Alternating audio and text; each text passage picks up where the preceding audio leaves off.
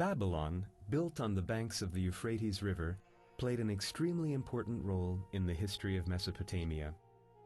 The exact date of Babylon's foundation is unknown.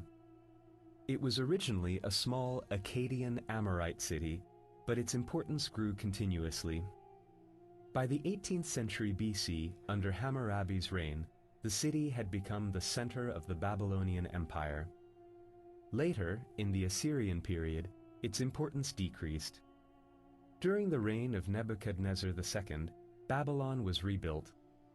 The flourishing city became the center of the Neo-Babylonian Empire in the 6th century BC.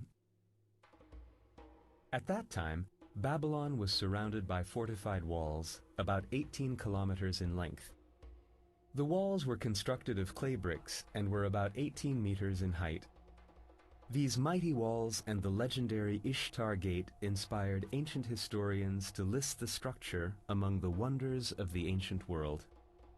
The processional way led through the Ishtar Gate, then passed by the fortress and the palace.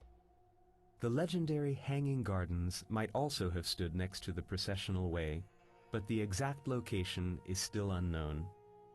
The processional way also passed by the walled Temple District, the religious center of the city.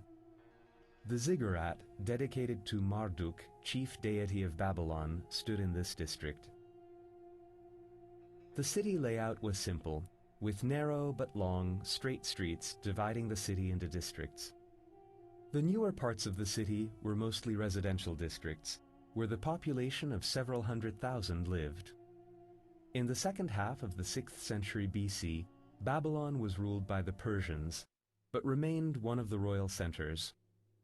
Its importance did not decrease even during the reign of Macedonian king Alexander the Great, after he conquered the Persian Empire.